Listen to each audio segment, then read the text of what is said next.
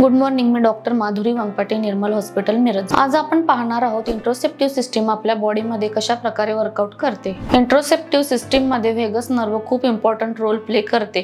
आपल्या बॉडीमध्ये जे काही फिलिंग सेन्सेशन असतात ते ब्रेन पर्यंत पोहोचवण्याचे काम व्हेगस नर्व करते। Vagus nerve is main pathway of communication. Vagus नर्वचे ओरिजिन कुठे असते तर ब्रेन स्टेम मध्ये असते।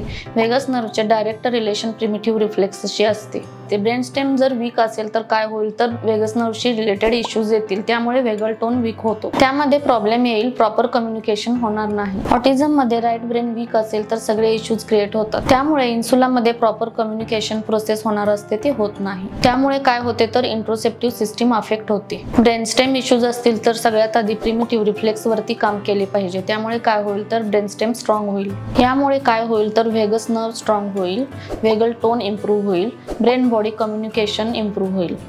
इंट्रोसेप्टिव्ह सिस्टीमशी रिलेटेड दुसरा इश्यू काय असतो तर मिरर न्यूरॉन्सशी असोसिएटेड असतो। मिरर न्यूरॉन्समुळे काय होते तर इमिटेशन येते। इमिटेशन काय असते तर सोशल डेव्हलपमेंटसाठी इम्पॉर्टंट असते। यामुळे काय होते तर फेशियल एक्सप्रेशन, अंडरस्टँडिंग आणि कम्युनिकेशनला प्रॉब्लेम होतो। व्हेगस नर्व टार्गेट करते गट हेल्थला, ब्रेनला, ते सगळे एकमेकाशी इंटर रिलेटेड असतात किंवा कोणत्याही एका सिस्टीमवरती काम केले नाही तर इम्प्रूव्हमेंट दिसणार नाही। This is root cause of every issue. जर मुलामध्ये नसेल तर वेल अँड गुड, असेल तर आपल्याला त्यावरती काम केले पाहिजे।